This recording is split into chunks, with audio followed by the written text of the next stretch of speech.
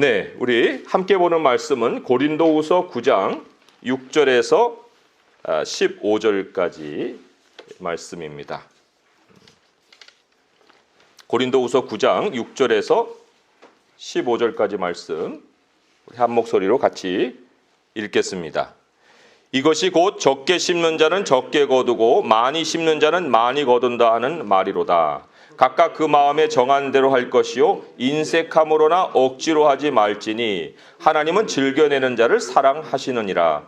하나님이 능히 모든 은혜를 너희에게 넘치게 하시나니 이는 너희로 모든 일에 항상 모든 것이 넉넉하여 모든 착한 일을 넘치게 하게 하려 하심이라. 기록된 바 그가 흩어 가난한 자들에게 주었으니 그의 의가 영원토록 있느니라 함과 같으니라. 심는 자에게 씨와 먹을 양식을 주시는 이가 너희 심을 것을 주사 풍성하게 하시고 너희 의의 열매를 더하게 하시리니 너희가 모든 일에 넉넉하여 너그럽게 연보를 함은 그들이 우리로 말미암아 하나님께 감사하게 하는 것이라. 이 봉사의 직무가 성도들의 부족한 것을 보충할 뿐 아니라 사람들이 하나님께 드리는 많은 감사로 말미암아 넘쳤느니라. 이 직무로 증거를 삼아 너희가 그리스도의 복음을 진실히 믿고 복종하는 것과 그들과 모든 사람을 섬기는 너희의 후한 연보로 말미암아 하나님께 영광을 돌리고 또 그들이 너희를 위하여 간구하며 하나님이 너희에게 주신 지극한 은혜로 말미암아 너희를 사모하느니라. 말할 수 없는 그의 은사로 말미암아 하나님께 감사하노라. 아멘. 돈에 관심이 없는 사람은 없습니다. 그런데 돈을 풍족하게 써본 사람도 그리 많지 않습니다. 돈을 쓰는 걸 보면은 적지 않은 돈을 씁니다. 그런데 왜 풍족하게 써본 사람들이 별로 없을까 하고 이유를 따져보면은 버는 돈보다 나가는 돈이 많아서 그래요.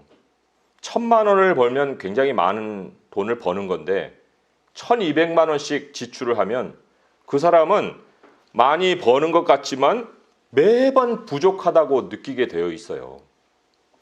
20억 아파트에 살아요.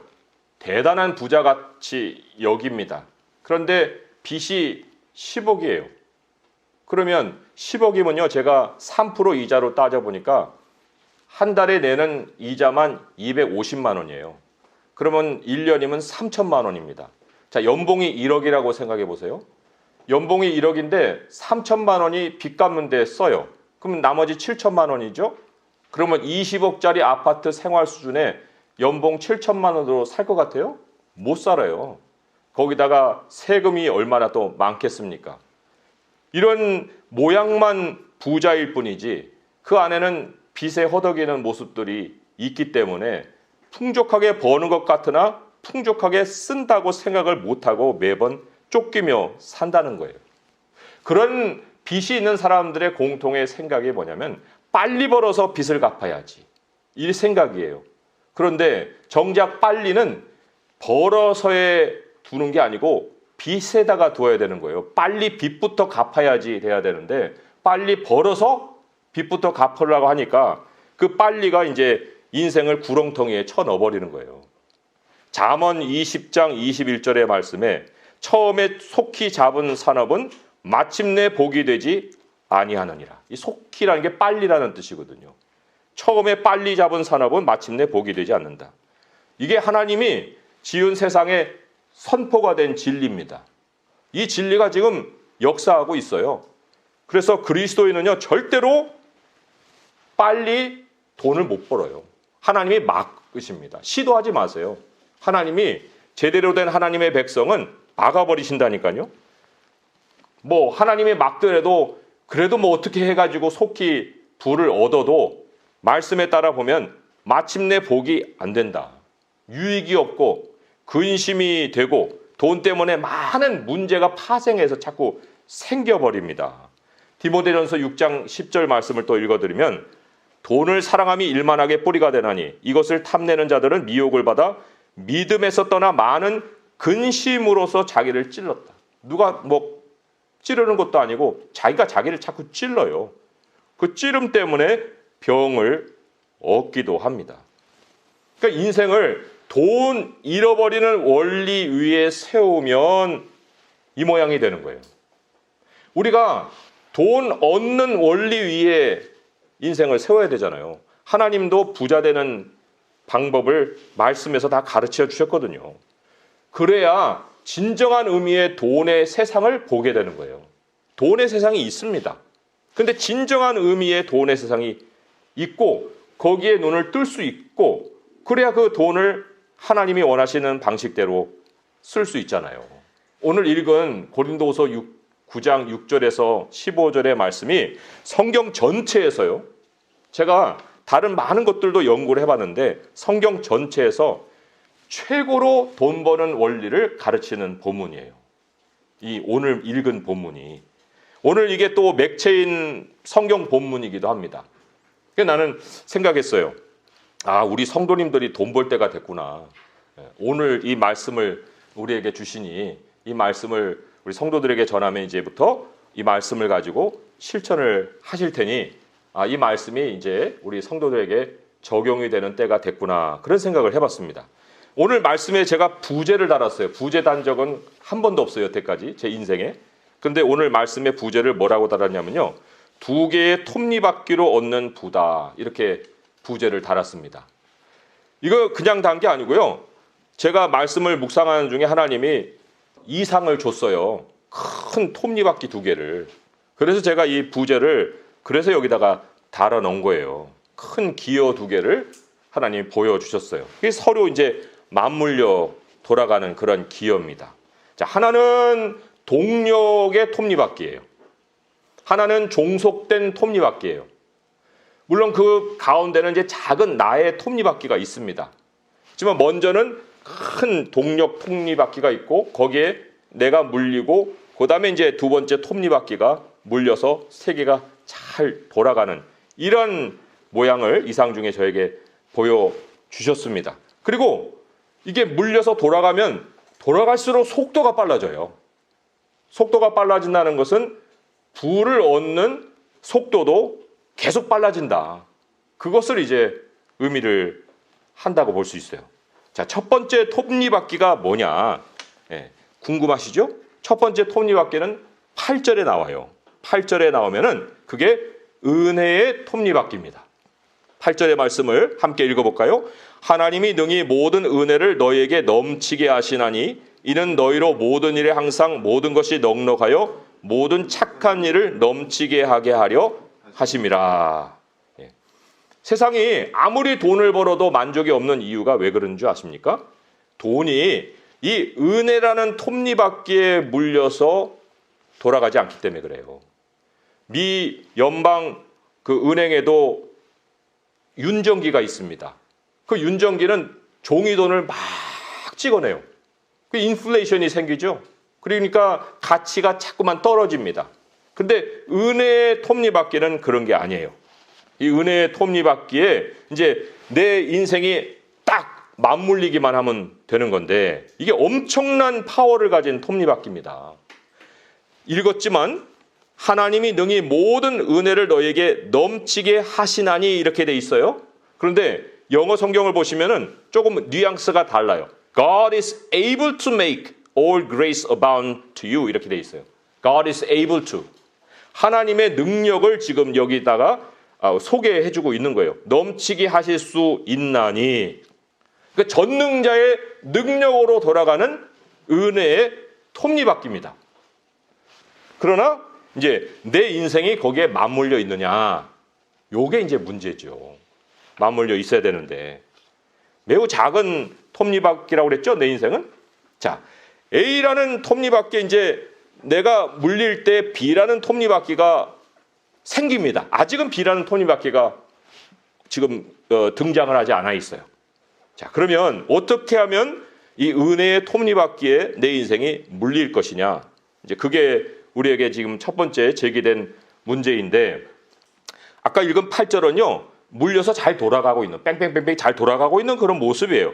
하나님이 능히 모든 은혜를 너희에게 넘치게 하시나니 이는 너희로 모든 일에 항상 모든 것이 넉넉하여 모든 착한 일을 넘치게 하려 하심이라. 이거 완성된 거예요. 그런데 그렇게 완성될 수 있는 이유가 어디에 있느냐면 9절과 10절에 있다는 거예요.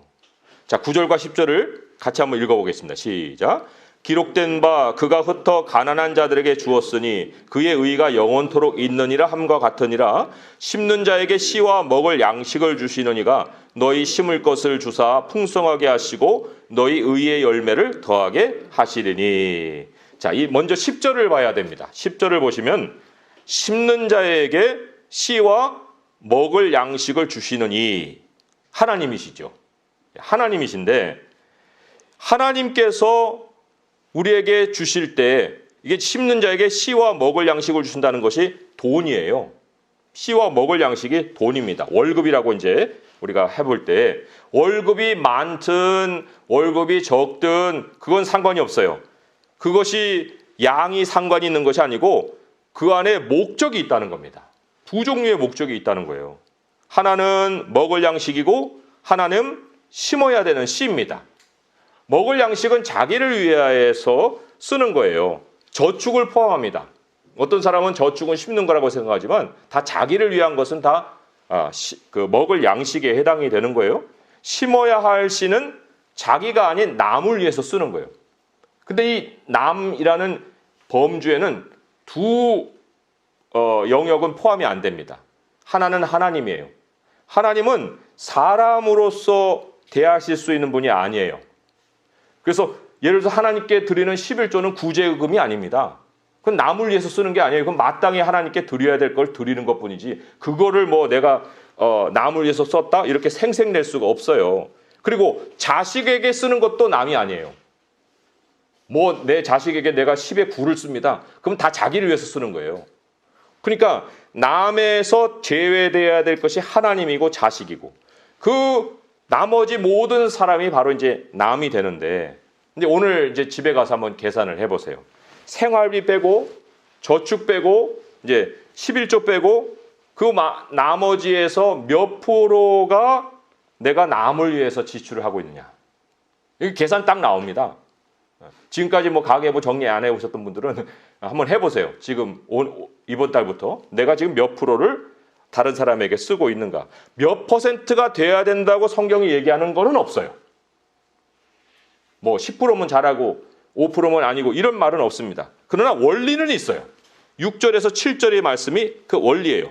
이것이 곧 적게 심는 자는 적게 거두고 많이 심는 자는 많이 거둔다 하는 말이로다. 각각 그 마음에 정한 대로 할 것이요 인색하부러나 억지로 하지 말지니 하나님은 즐겨내는 자를 사랑하시느니라. 부라는 것은 여기서 창출이 되는 겁니다.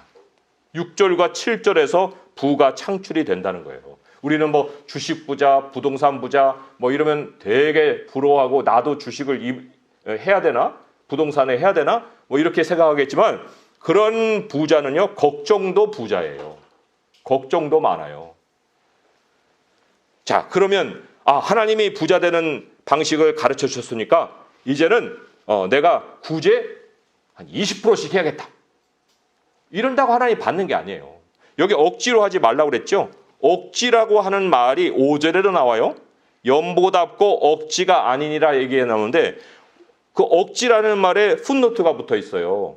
그거 보시면 밑에 뭐라고 써 있냐면 탐심이라고 써 있다고요. 그러니까 연보답고 탐심이 아니니라. 그러니까 억지로 한다는 것은 뭐냐면 탐심이 동기가 되어서 한다는 거예요. 남 도와주는데 아니 왜 내가 탐심을 부려요? 그럴 수도 있다니까요. 남을 도와주면 부자 된다고? 그러니까 갑작스럽게 안 하던 거를 막 이만큼씩 하는 거는 욕심으로 하는 거지 즐겨내는 게 아니거든요. 그런 식으로는 하지 말아라. 그런 말씀이에요. 자, 그렇다고 우리가 이 구제에 대해서 액수를 줄여야 되느냐 그런 말은 아니죠. 구제는 1%도 없을 수가 없어요. 하나님의 돈의 목적이 그렇기 때문에 하나님은 돈을 구분해서 주셨기 때문에 1%도 없는 것은 이건 우리가 살아가야 될 삶이 아니고요. 하나님은 돈으로 우리를 이제 테스트하는 과정을 거칩니다. 내가 돈을 주면 A라는 나의 백성은 어떻게 쓰는가? B라는 나의 자녀는 어떻게 쓰는가? 하나님이 다 테스트하고 계시는 거예요. 돈을 누구에게 맡겨야 되는가 하는 것을 지금 가늠해 보고 계신다는 것입니다. 그런데 만약에 봤는데 0%예요. 다 자기를 위해서만 써요. 그러면 그건 뭐에 해당되느냐? 씨 감자를 먹어버리는 거예요. 씨 감자가 뭔지 아시죠? 그거는 농부는요, 죽을지언정 씨 감자는 안 먹습니다. 굶어 죽어서 아사 직전에 이거 마지막으로 먹고 죽작을 때는 먹겠죠. 그렇지만 그 전까지는 안 먹어요. 씨 감자는 심는 거지 먹는 게 아닙니다. 씨 감자를 심으면요, 거기서 30개에서 40개의 감자가 납니다. 그 30개, 40개의 씨 감자를 얻어서 또 심으면 그만큼이 또 나는 거예요. 그러니까 제정신이 아닌 이상은 씨 감자를 안 먹는다는 거예요. 먹는 순간부터 무슨 인생으로 바뀌느냐? 대출 인생으로 바뀌는 거예요. 노예 인생이 된다. 10절의 말씀에 뭐라고 했습니까? 10절의 말씀에 심을 것을 주사 풍성하게 하시고 이랬잖아요. 심을 것을 주사 풍성하게 하시고. 그러니까 씨 감자로 풍성하게 해주시지 빵으로 풍성해 주시는 법은 없습니다. 먹을 양식으로 풍성하게 해주시는 법은 없다는 거예요. 그렇다는 얘기는 저축을 가지고도 풍성해지는 일은 없다. 저축은요, 우리의 긴급한 일을 위해서 모아놓는 것이지 부자 되기 위한 저축은 하나님의 방식으로 되는 것이지 우리가 저축으로 부자 되는 것이 아니다는 것이에요. 그러면 어떻게 우리가 심을 것인가 할 때 아까 읽은 9절의 말씀이 이제 실제적인 방식이죠. 그가 흩어 가난한 자들에게 주었으니 그의 의가 영원토록 있느니라. 가난한 자에게, 필요가 있는 자에게 주는 것, 그게 이제 하나님이 구분해 놓으신 그 돈의 목적을 제대로 옮겨서 쓰는 거예요. 이때 놀라운 일이 생깁니다. 엄청난 일이 생기는 거예요. 어떤 놀라운 일일까요? 아까 제가 톱니바퀴 하나를 소개했죠. 은혜의 톱니바퀴라고 말씀을 드렸는데, 은혜의 톱니바퀴가 내 인생과 딱 맞물리게 돼 있는 거예요. 작은 톱니바퀴가 이제 은혜의 톱니바퀴에 물려서 돌아가기 시작합니다. 은혜의 톱니바퀴는 계속 돌고 있었어요. 내가 연결이 안 됐을 뿐이지. 근데 내가 이제 딱 물리면서 우리 하나님이 나의 필요, 우리 필요 있잖아요. 그 필요를 넉넉하게 채워주시는 거예요. 8절의 말씀으로 다시 돌아오면 하나님이 능히 모든 은혜를 너에게 넘치게 하시나니 이는 너희로 모든 일에 항상 모든 것 할 때 모든 필요예요. 모든 일이에요. 예외가 없어요. 모든 일에 우리가 구하는 모든 필요에 대해서 넉넉하게 채워줘요. 무엇 때문에요? 모든 착한 일을 넘치게 할 수 있게 해주시려고.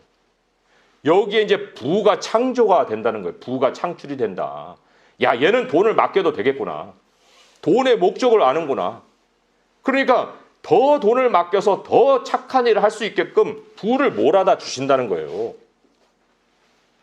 자, 이런 일이 있을 때 그것이 의의가 영원토록 있느니라 라는 말도 했지만 이제 하나님의 뜻이 이루어지는 모양이 나타나는 거예요. 자, 그럴 때 두 번째 톱니바퀴가 내 인생에 딱 와서 붙게 돼 있습니다. 두 번째 톱니바퀴. 은혜의 톱니바퀴와 이제 B라는 톱니바퀴가 내 인생을 중심으로 차커덕 물리는 거예요. 자, 두 번째 톱니바퀴가 뭐냐면 11절에 나옵니다. 11절의 말씀을 같이 읽어볼게요. 시작. 너희가 모든 일에 넉넉하여 너그럽게 연보를 함은 그들이 우리로 말미암아 하나님께 감사하게 하는 것이라. 예, 두 번째 톱니바퀴는 감사의 톱니바퀴입니다. 내가 감사하는 게 아니에요. 나의 혜택을 받은 사람들이 하나님께 드리는 감사라는 톱니바퀴가 딱 물리게 돼 있어요. 자, 여기 연보라는 말이 나왔는데요. 그 연보라는 말도 우리가 뜻을 좀 더 새길 필요가 있습니다. 자, 여기 앞절에 보시면 아까 5절에도 억지에 대한 그 밑에 각주를 살펴봤잖아요. 5절에 연보라는 말이 두 번이 나오는데 거기에도 각주가 붙어 있어요. 근데 5절에 연보의 각주로 쭉 내려가 보시면 헬라어로는 복이다 이렇게 나와요. 복. 우리가 헌금이라고 자꾸만 생각을 좁힐 것이 아니에요.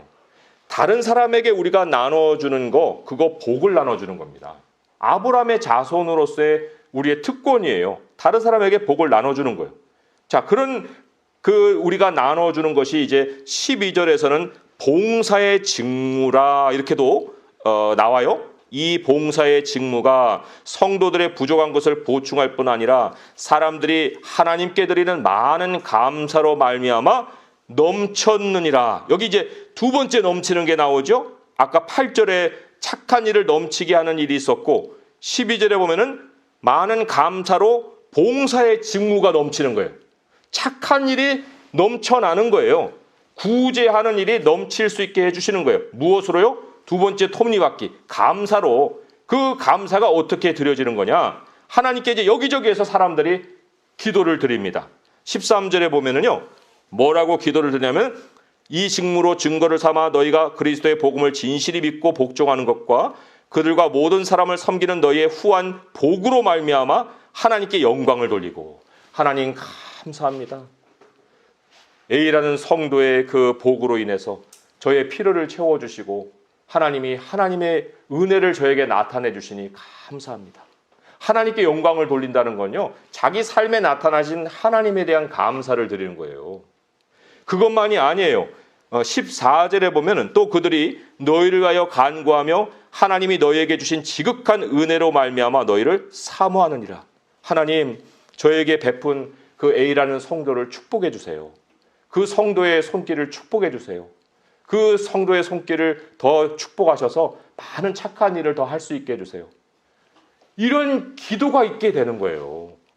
내가 무엇을 그 사람에게 뭐 생색내고 해서가 아니라 그 사람이 나의 작은 손길에 대해서 기억하고 하나님께 기도를 드리게 된다는 겁니다. 그것은 하나님의 책에 기록도 되고요. 그리고 그것이 톱니바퀴가 되어서 엄청난 힘으로 이제 돌아가기 시작하는 거예요. 그 하나님이 우리에게 주신 은혜로 말미암아 이랬죠. 그러니까 받는 사람들은요, 그게 우리 주머니에서 나오는 것은 아니라는 걸 알고 있어요.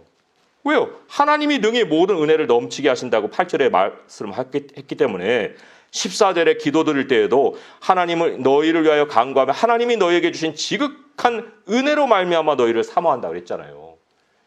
그 사람들이 감사를 우리 자신에게 돌리는 것이 아니라 우리를 통한 하나님의 은혜에 감사를 드리게 된다 하는 것입니다. 우리가 이러한 구제를 하며 살 수 있는 그 이유가 있습니다. 하나님이 어떤 분이신지를 알면 이 말씀을 당장에 실천할 수가 있어요. 오늘 말씀 마지막에 말할 수 없는 그의 은사로 말미암아 하나님께 감사하노라. 하나님이 선물을 주시는데 말을 할 정도가 없어요. 말을 할 수가 없어요. 그 말을 할 수 없을 만큼의 하나님의 은혜를 우리에게 주셔서 우리는 하나님께 또 감사를 드릴 수가 있는 것입니다. 우리들이 살아가는 인생에 도대체 얼마나 많은 사람들의 감사를 하나님께 나아가며 우리는 오늘까지 살아왔는가? 우리는 하나님이 자비하신 것 같이 우리도 사람들에게 자비하며 살아가야 됩니다. 오늘 말씀을 마무리하면서 한 구절을 찾고 거기에서 우리가 이제 결론을 지을 텐데요. 누가복음 말씀을 우리 같이 한번 찾아보도록 하겠습니다. 누가복음 6장 36절에서 38절이에요. 누가복음 6장 36절에서 38절입니다. 자, 여기에 하나님의 자비로우심을 실천하는 단계가 있어요. 근데 최고의 것이 뭐냐 하는 것을 소개하고 있습니다. 누가복음 6장 36절에서 38절 제가 읽어가면서 설명을 드리겠습니다. 너희 아버지의 자비로우심과 같이 너희도 자비로운 자가 되라 하면서 자비의 실천 방법을 얘기해 줬어요. 비판하지 말라. 그리하면 너희가 비판을 받지 않을 것이요. 정죄하지 말라. 그리하면 너희가 정죄를 받지 않을 것이요. 용서하라. 그리하면 너희가 용서를 받을 것이요. 여기까지만 해도 이 숨이 턱에 차가지고 이것도 못할 수도 있어요. 용서도 못하고 있는 이 판에. 그런데 그 피날레가 뭐냐? 절정이 뭐냐? 주라는 거예요. 비판 안 하는 거, 정죄 안 하는 거, 남들 위해서 하는 거죠. 용서까지도 할 수 있어요. 그러나 최고의 것은 주라. 그리하면 너희에게 줄 것이니 곧 후이되어 누르고 흔들어 넘치도록 하여 너희에게 안겨주리라. 너희가 헤아리는 그 헤아림으로 너희도 헤아림을 도로 받을 것이니라. 우리가 어떤 기준을 갖고 사느냐에 따라 하나님 그 기준대로 우리 삶을 채워주신다는 거예요.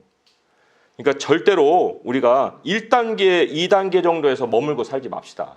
비판 안 하고 정죄 안 하고 용서 정도 하는 것으로 남을 위한다고 생각할 것이 아니고 주십시다. 우리가 하나님의 손길이 되어서 줄 때에 은혜의 톱니바퀴에 딱 물리고 그들의 감사가 넘쳐서 은혜의 톱니바퀴가 더 속도를 내고 하나님이 우리를 완전히 신뢰해서 야, 얘에게 돈을 맡겨서 나의 선한 일을 할 수 있게 해줘야겠구나. 하나님의 그 결심이 서고 우리의 부를 통해서 하나님의 나라의 사업이 확장되는 이러한 축복이 우리 성도들에게 있기를 바랍니다. 오늘 이후로 이 가계부를 쓰실 때 절대적으로 하나님이 주신 두 가지 목적의 돈이 있다 하는 것을 깨달으시고 그 실천을 하면서 평생에 하나님이 주시는 부로 충만한 삶을 살아갈 수 있는 성도 될 수 있기를 주님의 이름으로 축원드립니다. 기도하겠습니다. 하나님 아버지 감사합니다. 우리에게 날마다 돈을 더해 주시는 주님, 그러나 이 돈이 우리의 필요에 대해서만이 아니라 심을 씨앗으로도 하나님이 주시고 이 심을 것을 통해서 풍성하게 하시는 부의 창출이 있음을 가르쳐 주셔서 감사합니다. 하나님, 저희들의 믿음의 분량이 참으로 작습니다. 그러하여도 하나님, 우리 주님이 우리에게 말할 수 없는 은사를 주셨사오니 그 주님의 그 풍성함을 통해서 하나님의 자비하심을 기억하고 우리들의 베품이 커지게 하시옵고 또 이 돈의 진짜 세상을 우리가 경험하여서 하나님이 우리에게 주신 모든 자원을 통하여 아버지의 나라를 풍성하게 세워갈 수 있는 저희 모두가 되게 하여 주옵소서. 아버지여, 우리 가운데 빚을 진 자가 있습니까? 빚부터 빨리 갚게 하시고 노예 생활에서 놓이게 하시고 하나님이 주시는 풍성한 삶으로 옮겨갈 수 있도록 하여 주시옵소서. 우리 주 예수 그리스도의 이름으로 감사하며 기도합니다. 아멘.